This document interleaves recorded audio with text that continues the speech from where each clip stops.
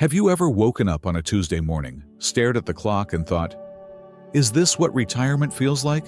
Just hours. If so, you're not alone. Retirement is like stepping into a vast, open field. Exhilarating at first, then suddenly overwhelming.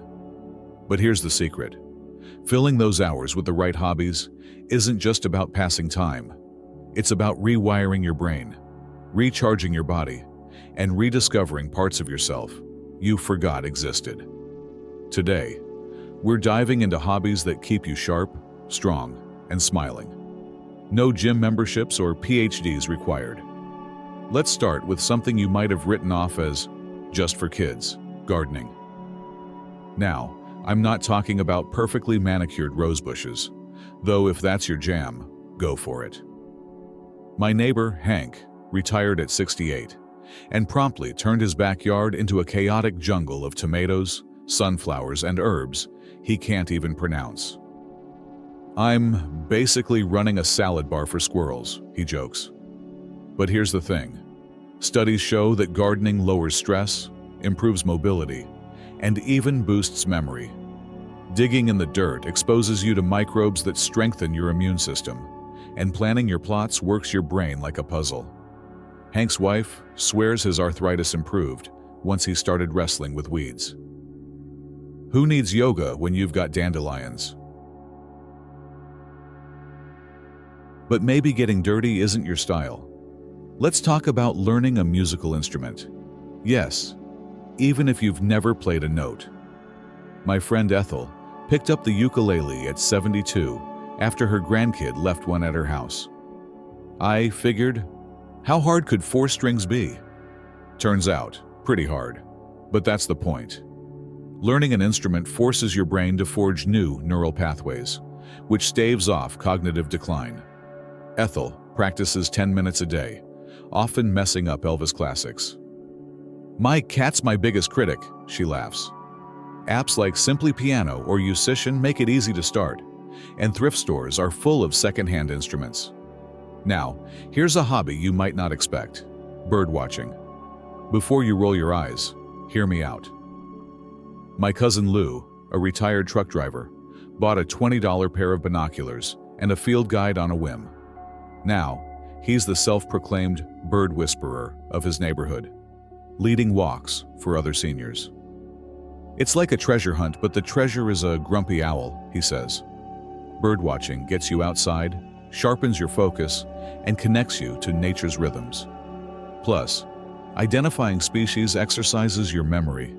Try remembering the difference between a sparrow and a warbler without cheating. But here's the key: start small and stay curious. Hank began with a single potted tomato. Ethel learned 1 chord a week. Lou's first life list had 3 birds: pigeon, crow, and mystery brown blob. The goal isn't mastery, it's engagement. And if you're thinking, what if I'm not good at it? Let me tell you about my Aunt Marge, who famously killed a cactus, but now grows award-winning orchids. Turns out, plants forgive, she says. Of course, not all hobbies require sunshine or feathers. Some of the most powerful ones happen right at your kitchen table. You know, some of the most rewarding hobbies don't require stepping outside or even changing out of your slippers. Let's start with cooking or baking, but not just your grandma's meatloaf recipe, though that's a classic. I'm talking about turning your kitchen into a lab for curiosity. Take my friend Gloria, a retired accountant who'd never boiled an egg until she turned 70. On a whim, she bought a Moroccan cookbook and attempted her first tagine. It looked like a science experiment gone wrong, she admits. But the smells! Suddenly my grandkids wanted to stay for dinner. Cooking isn't just about feeding your body. It's a full brain workout. Following new recipes sharpens your focus. Measuring ingredients hones math skills. No calculator allowed. And improvising when things burn. That's problem-solving gold. Plus, the physical act of chopping, stirring, and tasting keeps your hands nimble.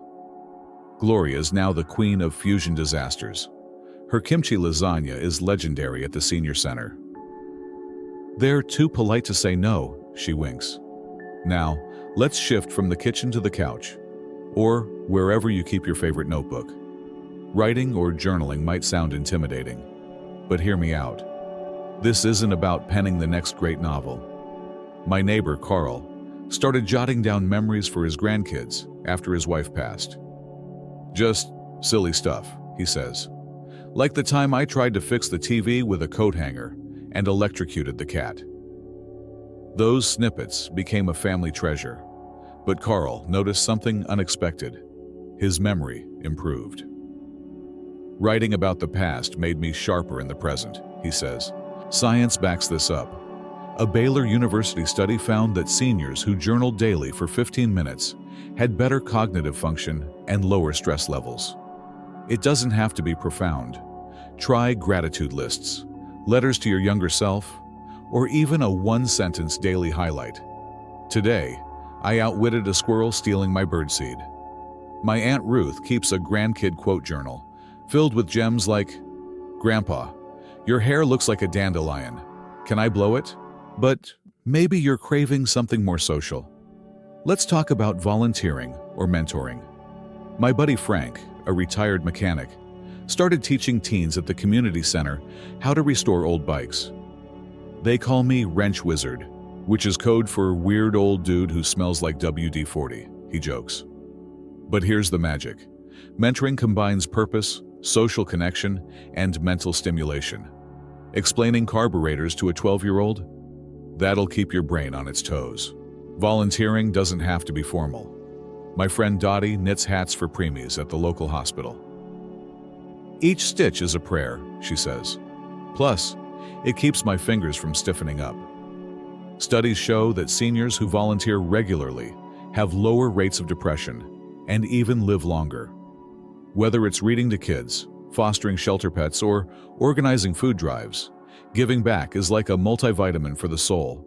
Now, you might be thinking, but what if I'm not a joiner? That's okay. My cousin Ed refurbishes vintage radios alone in his garage. It's my meditation, he says. And every time one crackles to life, I feel like I've time traveled. The key is to find what makes your heart hum, whether it's crowds or solitude, chaos or quiet. Of course, some hobbies aren't just about staying sharp.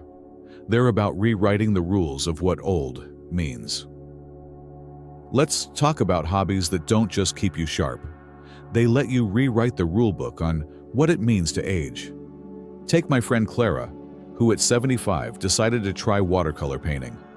She'd never held a brush before, but now her sunsets are the talk of the local gallery. I'm not painting pictures, she says. I'm painting my way out of boredom. At first, her trees looked like broccoli and her clouds like cotton balls. But that's the beauty of it.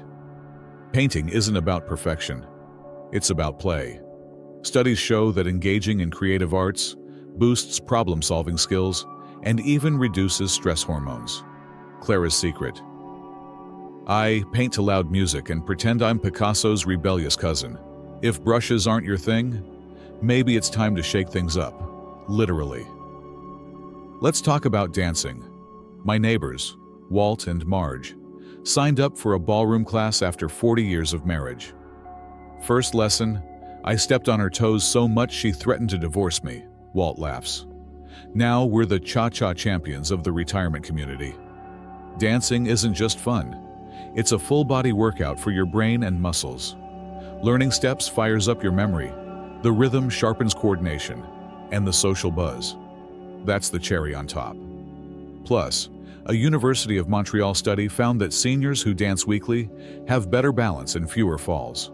Walt's advice? If you're gonna trip, make it part of the routine.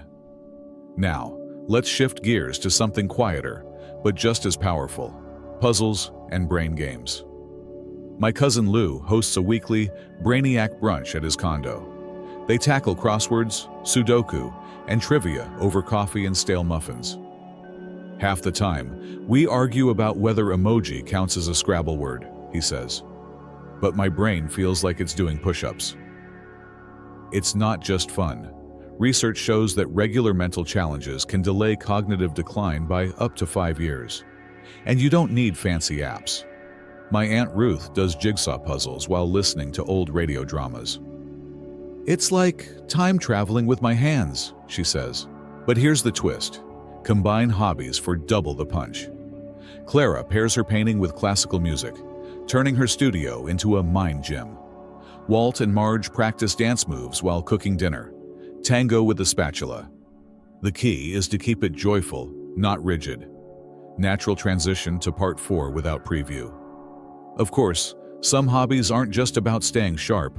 They're bridges to the future, connecting generations in ways that surprise everyone. Let's talk about hobbies that don't just connect you to your past or present. They bridge you to the future. Take my friend Irene, who started a TikTok account with her teenage granddaughter. At 78, she's learning viral dances, roasting old ver's new slang. Why say Riz when charm works? And even sharing her secret pie crust hacks. "I'm not chasing fame," she says. "I'm chasing my grandkids and keeping my brain on its toes." Turns out, learning TikTok dances isn't just silly fun. A Stanford study found that seniors who engage with new technology improve memory retention and problem-solving skills. Plus, Irene's grandkids now beg to visit her for collabs instead of just holidays. But maybe dancing on camera isn't your vibe. Let's talk about genealogy or family history projects. My cousin Lou, a retired mechanic, started digitizing old family photos during lockdown. Soon, he was building a digital scrapbook with stories, recipes, and voice recordings. "My great-grandkids will know where their stubbornness comes from," he jokes. Platforms like Ancestry.com or even simple apps like Canva make it easy. Lou's project turned into a family obsession. His niece even tracked down a long-lost cousin in Ireland. Now we're pen pals. Turns out, we've both got a habit of burning toast. And here's a hobby that's equal parts brainpower and bragging rights: learning a new language. My neighbor Marge, 76, uses Duolingo to practice Spanish while she sips her morning coffee. "I'm on a 900-day streak," she boasts. "I can order tacos and flirt with the waiter." Language learning isn't just about vocabulary. It rewires your brain to think flexibly and delays cognitive decline. Marge's tip? Watch telenovelas. The drama helps you remember the words. Now, let's not forget gentle movement. Hobbies that nourish your body and mind. My friend Walt swears by Tai Chi in the park every sunrise. "It's like meditation, but with more arm flapping," he says. Tai Chi improves balance, reduces arthritis pain, and even sharpens focus. Walt's group calls themselves the Slow Motion Ninjas, and they've got the matching headbands to prove it. But here's the golden thread tying all these hobbies together. They're not about perfection. Irene's TikTok dances go viral for all the wrong reasons. Lou's scrapbook has typos. Marge's Spanish accent? A crime against Madrid, her grandson teases. But that's the point. The messiness is where growth and joy hides. So, let's wrap this up with a truth bomb. Aging isn't a decline, it's a remix. You're not losing skills, you're swapping them for new ones. Whether it's salsa dancing, app building, or teaching your great-grandson how to cheat at Uno, every hobby is a love letter to your future self. Now I'd love to hear from you. What hobby will you try first? A family TikTok? A Tai Chi headband? Or maybe just a daily brain push-up with crosswords? Drop your plan in the comments. Let's inspire each other.